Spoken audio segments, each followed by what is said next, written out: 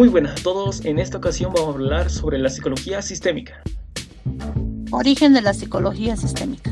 La psicología sistémica está basada en la teoría general de sistemas de Carl Ludwig, que empezó a desarrollarse a mitades del siglo XX. Esta teoría estudia la comunicación y las relaciones sociales como un sistema global, dado que muchos conflictos emocionales nacen a raíz de la socialización. La psicología sistémica analiza los problemas de su totalidad y se focaliza en comprender y modificar las dinámicas en las relaciones interpersonales. Los seres vivos, el hombre, las comunidades, los grupos sociales, actúan como un sistema, siendo la salud un proceso de creación, desarrollo, evolución, sinergia, patología, estancamiento y simbiosis. Por tanto, se constituye en el sistema de mayor interés para el psicólogo sistémico. Ponemos como ejemplo el tema de la familia desde el enfoque sistémico. La familia se define como un sistema, es un conjunto organizado e interdependiente de personas en constante interacción que se regula por unas reglas y por funciones dinámicas que existen entre sí y con el exterior. El enfoque sistémico permite sustituir el análisis causa-efecto por el análisis de las pautas y reglas de interacción familiar recíproca. Por tanto, decimos que se pasó de la visión monádica a la visión holística relacional. La visión monádica remite la observación de un solo individuo por el paciente identificado portador de la patología. Este enfoque pasa a un individuo que implicó una causalidad lineal. La dinámica de esta causalidad nos sirve para explicar la relación entre causa y efecto. Los hechos que han acontecido en el pasado de ese individuo condicionan o determinan los efectos patológicos que padecen en el presente. De esta manera sirve para explicar la relación entre lo que ha sucedido y lo que está sucediendo. Aportes que recibió la psicología sistémica. Es una elaboración teórica sobre los dominios de la realidad. Parte de conceptos biológicos, así como un ser está compuesto por un sistema y este interactúa con diferentes tipos de elementos con un solo fin. Por ejemplo, una célula está compuesta por diferentes sistemas con el fin de buscar su homeostasis, bien común o desarrollo. Vamos a hablar sobre lo que son los principios sobre los que se apoya la teoría general de los sistemas. Tenemos como la entropía. Cada sistema funciona como un organismo con identidad propia y posee un conjunto de características que le distinguen del resto y le hacen único. La finalidad. En cualquier sistema se comparten metas comunes entre sus miembros, las cuales pueden ser de cualquier tipo. La totalidad. El sistema, a pesar de que está constituido por individuos, posee una característica propia para todos sus miembros. La homeostasis. Cada sistema posee la capacidad para autorregularse, es decir, es bastante probable que llegue a destabilizarse por algún agente externo, pero en la misma medida conseguirá recuperar el equilibrio nuevamente. La sinergia. Cualquier movimiento o cambio que se ponga de manifiesto en alguna de sus partes tiene la particularidad de afectar al resto de los elementos y probablemente a la totalidad del sistema. Por ende, se puede decir que un sistema está compuesto por un conjunto de elementos que se encuentran interrelacionados entre sí.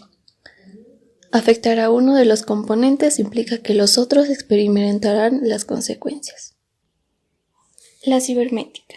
Estudia los sistemas de control y está interesado en los mecanismos de autorregulación y los conceptos de retroalimentación o feedback y de circularidad. Los aportes de la sistema provienen de diversas áreas del conocimiento como la filosofía, la epistemología, la antropología, la sociología, la psicología social, la física, la matemática y la lógica. Entre ellas podemos definir como pilares la teoría general de los sistemas de von Bertalanffy y la cibernética de Wimmer. El constructivismo social, desarrollado por el psicólogo Gergen y Barnett Bers, la teoría de la comunicación humana de Wansplit, Bevan y Jackson, y la teoría de la complejidad de Maturana y Edgar Morin. Los fundamentos teóricos del paradigma sistémico recibieron influencia de las disciplinas que estaban emergiendo en esa época, como la cibernética, la teoría de la comunicación humana, la ecología y la teoría de los sistemas. Terapia sistémica. La terapia sistémica entiende los problemas desde el marco contextual y se focaliza en comprender y cambiar las dinámicas de las relaciones, tanto familiares, laborales, entre otros. Los roles y los comportamientos de las personas en estos contextos se entiende que están determinados por las reglas tácticas de este sistema y la interacción entre sus miembros. Deslinde con la terapia familiar. La terapia sistémica se basa en un enfoque psicoterapéutico, cuyos orígenes están en la terapia familiar. Sin embargo, se diferencia de esta tanto que la terapia sistémica no considera a la familia como el foco de atención terapéutica.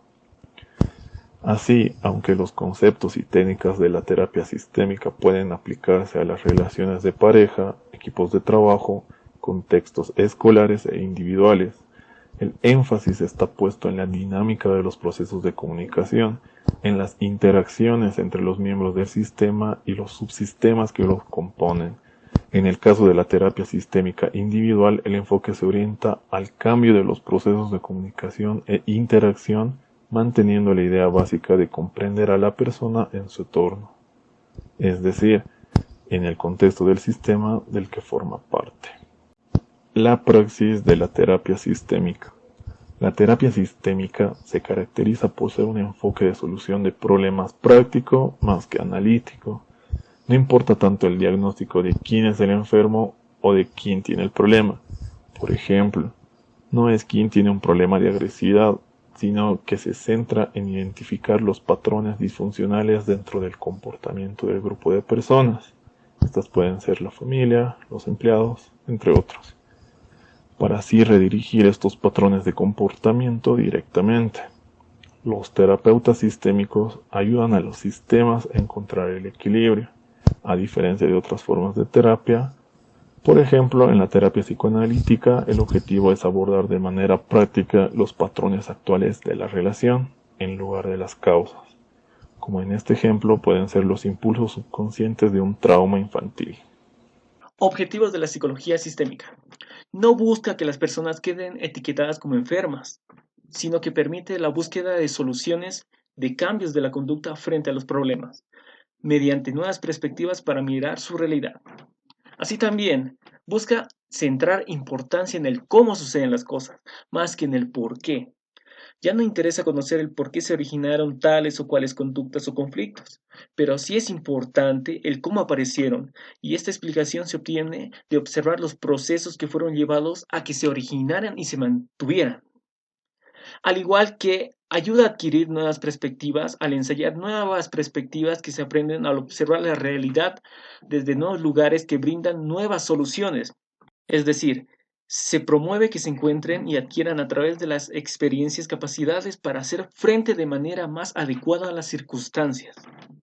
También nos dice que lo importante es entender que el síntoma no es malo intrínsecamente, sino que cumple una función reequilibrante y de supervivencia, y que mientras subsista la necesidad que le dio origen, el síntoma se mantendrá. Otro punto importante es que la experiencia concreta determina el cambio en nuestro modo de percibir la realidad. Para cambiar una conducta problemática hay que cambiar el obrar y como consecuencia el pensar. Sus escuelas. Las principales escuelas de psicología sistémica son las siguientes. Escuela de Palo Alto de California. Sus principales representantes son Giorgio Bateson, Paul Watzlawick, y se centra en modificar los patrones de estructura familiar, es decir, modos de comunicación que se establecen en un grupo familiar. Escuela de Milán.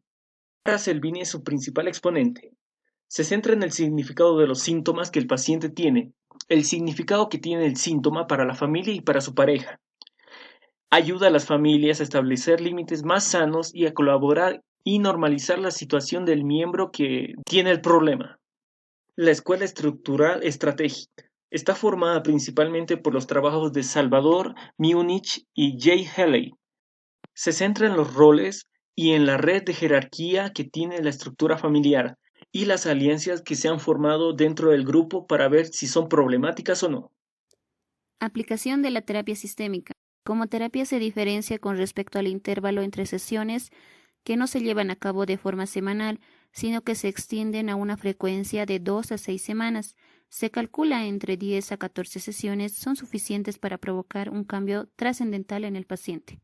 Las sesiones por lo general son grupales, aunque no se descarta la terapia individual. Se recomienda para trabajar cualquier clase de trastorno, disfunción o enfermedades mentales relacionadas con problemas de comunicación o con dificultades para la interacción social. A pesar de originarse de la terapia familiar sistémica, su enfoque se centra en el individuo y en el mejoramiento de sus relaciones sociales.